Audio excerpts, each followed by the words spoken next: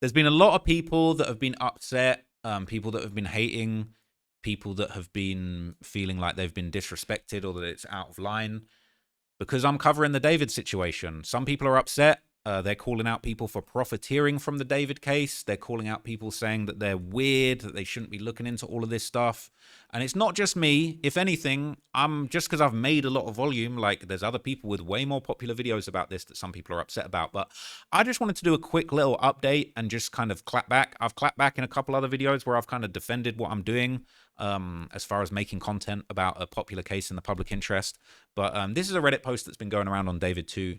It says, am I the only one who finds these weird? Why are people profiting off of a child's death without even having a full conclusion as to what happened to her yet? And this is a Rotten Mango video that had 1.4 million views in 12 hours, and it was 2 hours and 20 minutes, okay?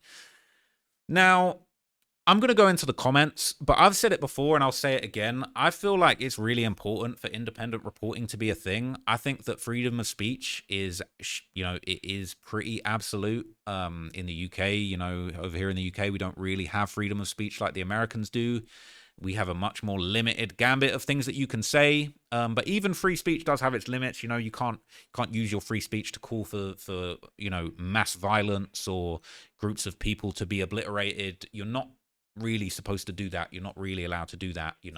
Your free speech doesn't mean that you can hop on an airplane and shout the B word and stuff like that. You're going to get in trouble for that.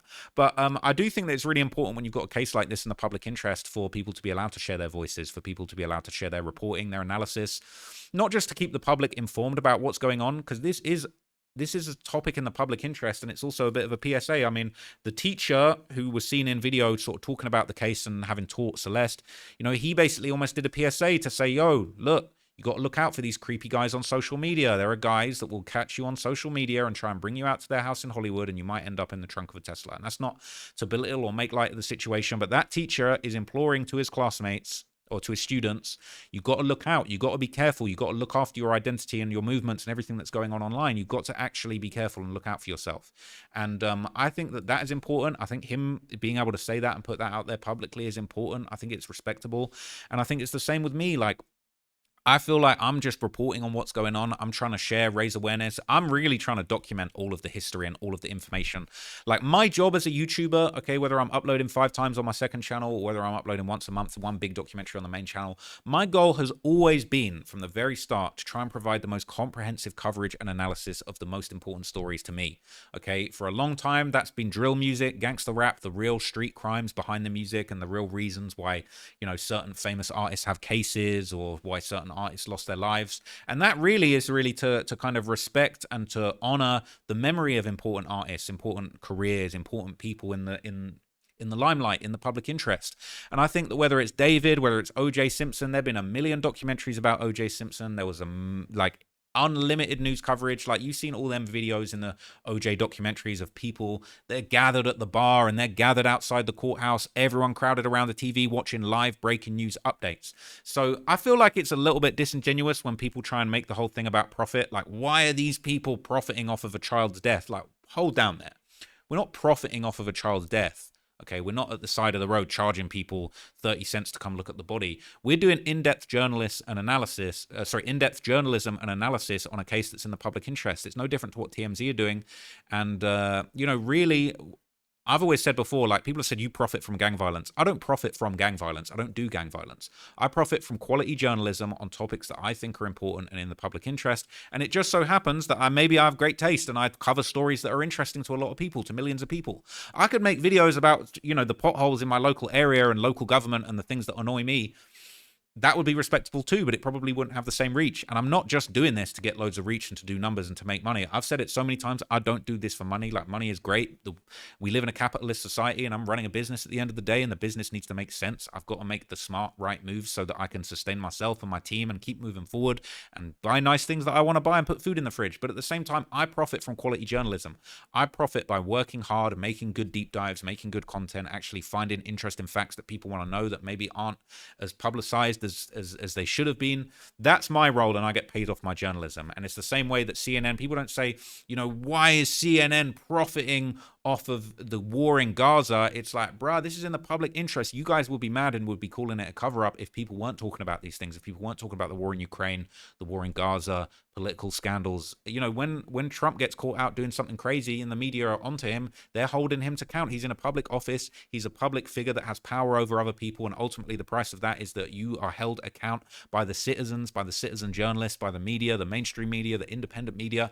It's super important. And ultimately, if this story hadn't been talked about, who knows where David would have been? Who knows what situation David would have been? I don't think it really would have changed the actual outcome. He still would have been found with a body in the trunk of his Tesla. He still would have been being investigated. But at the same time, the coverage and people's interest in looking into the story and digging deeper into the details has probably resurfaced some information that, if I keep it real with you, maybe has actually been helpful to the police in their investigation.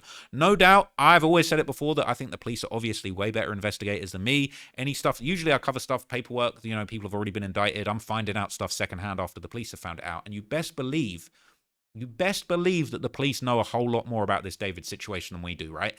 They're playing it tight-lipped. They're not trying to let everybody know what's going on. But you know for a fact that the LAPD probably have some stuff. They probably got some stuff. If we could actually hack into the I'm not condoning doing this, but if we could somehow teleport ourselves into the LAPD offices and actually listen to the things that they're actually going over in this case, it would probably shock all of us. So I do think it's important.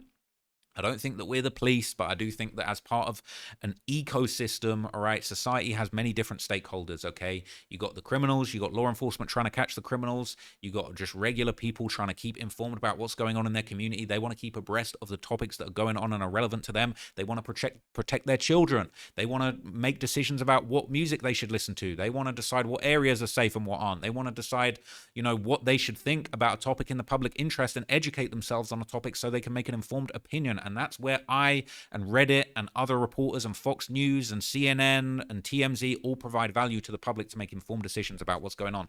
So I think it's important. It's not about profiting off of a child's death. We're not charging money for people to go and gawp at a body or something ridiculous like that. We're all just trying to provide quality reporting, quality news, and useful deep dives so that people can actually inform themselves about what's going on. But not everyone sees it that way, and I'm not going to duck any fades, so let's see what people were saying in the comments, okay? Some people are saying, I do not think it's ideal, but I actually found the video very informative and helpful. This sub and the other one is filled with so much info. A lot of it is unconfirmed or conspiracy theories. She does a good job keeping things legit and respectful. I don't see anything wrong with that. Yeah, people say stuff and their source is just another comment. That was also just saying stuff and they saw too in an unverified comment. I might be alone in this, but I think the reporting on cases that are important like this are important. I know people gave TLR, that's me, a lot of shit for uploading a lot, but I think it's important to get the word out there. I appreciate that. It says, you're right, enough people get behind bringing light to the situation and keeping it viral puts pressure on the authorities to take action. I agree. It is important. Everyone reacts negatively to me having such an intense interest in true crime, but it is because it is important. It's not because I enjoy what these people have gone through and find it entertaining like that. This is my favorite podcaster, and she does such a good job of telling all these stories. She's great. All right. Now, this, if you want to say people making money off the murder, now this is a little bit ghoulish. Okay. Because this isn't spreading the word. This isn't raising awareness about what's going on or documenting the history and archiving information for analysis later on down the line. People on the crypto markets apparently made several currencies based off Celeste, and people are profiting off her death. And people have made several currencies. They've made a David currency. That is crazy. I do not condone this. Do not go and buy these currencies. People saying, what the F? That is actually super weird. I've always watched RM videos, and I've never had any bad vibes about them. I think she reports good info and tries to always point out what speculations are out there. It's important to pass information around about this case, whether people like how it's presented or not. A lot of people make money off others in worse ways.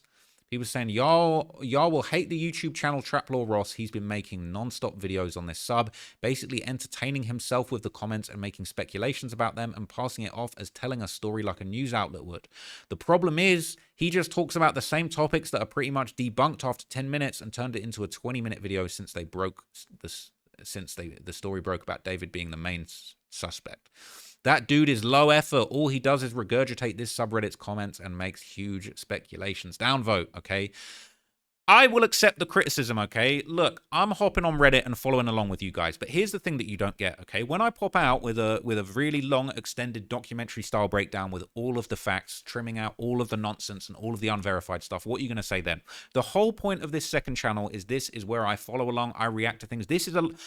I'm sorry if this comes as a shock to you and you guys don't like me anymore. This Trapmore Ross second channel, this is a low effort channel.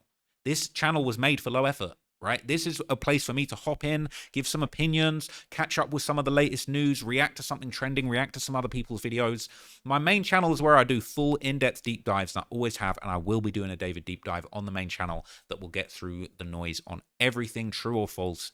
That is going to be a whole different kettle of fish, and I will be updating you on that very soon. Okay, but at the end of the day, look, this channel is meant to be quick, trending updates, things that have just happened, reading into comments. Yes, I read Reddit comments. I'm trying to provide a snapshot of the discourse that is going on publicly at one point in time, okay? We might go back and look back at some of these videos when the whole case has played out and think it's really interesting how on September the 29th, the public opinion was X. If David ends up getting convicted or if he ends up beating this or nothing even comes of it, you know that I'm probably going to do a recap and I'll go back. I'll say, hey, when I made a video, this is what the Reddit comments were on September the 22nd, but now in October the 30th, it's a whole different story, and there's nothing wrong with that. I'm not going to act like that's not the case, okay? If some proof comes out that David had absolutely nothing to do with this and some other person in the area did it and it's proved beyond a reasonable doubt, I will update you guys. I'll humble myself. I feel like a lot of people get this idea about creators being super stubborn and like, oh, they can never be wrong and they can never backtrack. Bro, I'm Mr. Backtrack, okay? If I get something wrong, I'm going to admit it, okay? I'm going to update. I'm going to correct the record. I'm going to keep it very real. That's what's important to me because I don't care about looking good or looking smart or looking like I got things right. I get things wrong sometimes, okay? But I want to get to the facts. I want to get to the facts of this story. I want to get to the bottom of this story. I'm following all the comments because what people think of David is part of the story. The public discourse around what he's got going on, around the conversation, around everything to do with this is part of the story. It's all part of it, okay? And at the end of the day, what people think about the story, even the misinformation, even the AI fake images, I'm probably going to go back when this whole case is resolved and probably say, yo, back at the start of this, people were saying this. That turned out not to be true. Back at the start of this, people were saying that. That turned out not to be true. And this is me documenting everything. So at the end of the day, some people don't like it, some people like it, but it is what it is, okay? But people saying I'm low effort, all right? I don't take it too harshly, but it is what it is. People saying I haven't watched this and probably won't since I feel like I'm caught up on most of the details at this point, though in general, I think Stephanie's videos are pretty respectful towards the victims, or at least the ones that I've seen in the recent past. Though I haven't seen her Diddy videos, so maybe she takes a different approach when it comes to celebrities or ongoing cases. Most of the videos I've watched from her were on non-celebrities whose cases were pretty much concluded, and I think those were pretty good. People say, not the only one. I've never liked these sorts of channels, especially hers. I tried listening to her podcast, an episode about Peter Scully, and she'd laugh with the dude with her and do so many ads. Okay. People saying, I think she's one of the good ones. She doesn't content farm likes with 10 videos about David's case like all the others, and she does her research well. Okay. I don't think the number of videos matters at all, whether you're going live 24/7, okay, whether you're going live for 1 minute a day. Who are you? Who is anybody to decide how many videos I can make about a topic? If an asteroid crashes into Earth and wipes out half of the population of America, what, you think I'm just not going to, don't talk about it? Oh, no, don't talk about it. Bro, that would be the biggest, craziest thing that's ever happened, bro. Like, what the hell are you... Bro, I'm going to make 1 million videos. Are you crazy? Are you dumb?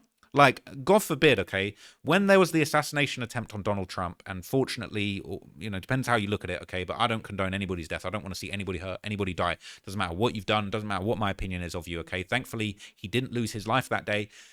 But imagine, how crazy the JFK thing was, and we saw the Charlie Kirk thing, okay? It would be 1 million videos. We'd still be talking about it now. It would be one of, if not the craziest things that ever happened in American history. We would all be making 1 million videos, and you might even be too, because this is news, all right? This is the world we live in, okay? If something crazy happens, we're going to make stories about it. We're going to make a bunch of content about it. We're going to dig into it. We're going to share our feelings about it, other people's feelings about it. That just is what it is, okay? So that's my opinion on it. No disrespect to anybody who has a difference in opinion, who, has their own opinion about this David case, how they feel like it should have gone down. Some people feel like they shouldn't talk about it. Other people feel like they should. I will never allow anyone to tell me what I can and can't talk about, Okay, I'm an independent journalist. All right, I value what I do. I feel like the reason that I've gotten so far in what I do is because I'm not scared to say the things other people are scared of saying. I proved that with the King Von story, the Young Thug story. There's been a whole bunch of stories over the years that people either aren't willing to talk about or are scared to talk about. Even the Central C thing, I done stood up to the whole industry and said things that everybody else would be scared to say, and that's never going to stop. It's the same for the David thing. Okay, and if it turns out I'm wrong about some of the analysis that I've given, I'll correct the record and I'll keep it very real with you. I feel like that's the most important thing. Forget about the upload frequency. The most important thing is actually just being honest and admitting when you got it wrong. So look, that's it. All right, that's my thoughts on that topic. I've touched on it a few times, but at the end of the day, I personally don't feel like what I'm doing is wrong, and I don't think anyone else should feel bad about it either. The poly market betting and the cryptocurrency based on the victim's name, that's a little bit weird because that's not providing any value to the world. That is just harvesting the situation for money in an abstract way. So I don't agree with that. So yeah, that's my opinion on it. Let me know what you guys think.